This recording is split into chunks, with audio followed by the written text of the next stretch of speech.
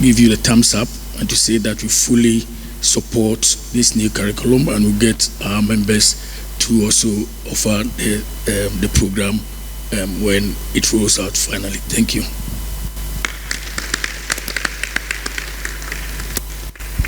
Yeah, so this is the second part of it, the ethics certification for financial sector.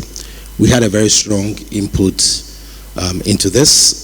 This LMS has been designed, built, and I would say mimics what we have there at the central bank. And as the governor noted in the speech, we also do have an ethics certification regime, and every employee of Bank of Ghana is expected to take the ethics knowledge test every year and get recertified on an annual basis. So we can't really stay out of this. Mr. Zato and the team have been very instrumental, and we've collaborated, we've worked on it, we know what is in there, and we fully, again, support the program going forward.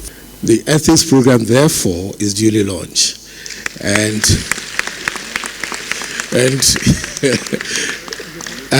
in my language, Sankofa is never a sin. So I go back a step back again and say the curriculum is also duly launched. So everything is duly launched.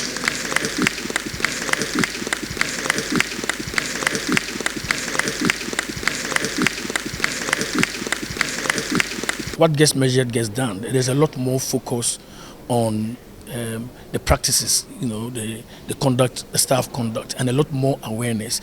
If a whole conference of the CIB has as its a theme, ethical standards, it tells you what the industry, the kind of premium the industry is placing on the subject matter. So that focus and drive and the awareness creation staff is more involved. And now you've seen that we just launched a certification program that every year, if you want to remain working in the banking system, you have to recertify yourself on the ethical standards.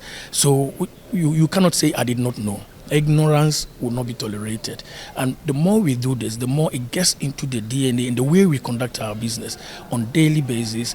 It will come without even, you do it without even knowing that you are doing this because you have gone through a certain set of skills through a training program, that every year you have to go through a process to recertify that you are up to the task when it comes to maintenance of ethical requirements in the banking system. The good thing is that unlike in the past, several years back, as banks, these issues were not issues we wanted even for it to come into the public domain.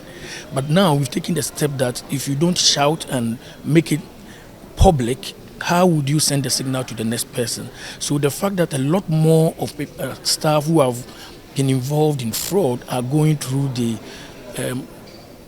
court system and they are being prosecuted is a step in the right direction. It means that if you are a staff of a bank and you have any intention of perpetrating fraud, you should know that there's a system to catch you, and when you are caught, you will not just have to refund the money, you will do that refund and you will go through the court process to be prosecuted. And we know some people who have been sent to jail. Today we've launched 2 more programs, the flagship Chartered Banker qualification, and then we've also launched the ethics program. You recall in September we launched the Chartered Banker for Executive Leadership. So we are actually on the path of redefining professionalism and reprofessionalizing our industry. So the question is, how does that play into ethics? You see that we are putting a huge focus on ethics and ethical conduct. And so our expectation is that these 2 programs or 3 programs that we've launched would actually get bankers to do the right thing even when no one is watching.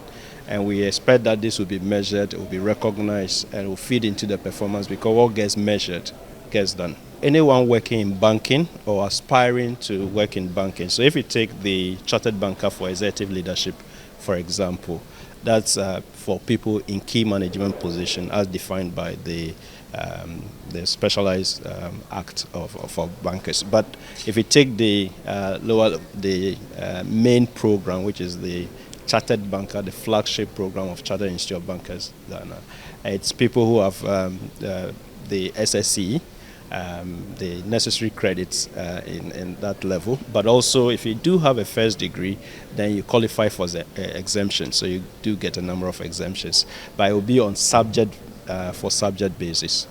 So the expectation is that every single individual working in banking will have the ethics certification and also have the chartered banker status, because I do not know of any profession. If it's medical profession, if you're a doctor, you must go through an approved course of study, and you must also subscribe to a code of conduct. So exactly what we expect of bankers, that will have the appropriate competencies through certification and also the ethics of it by subscribing to the code of conduct of our industry.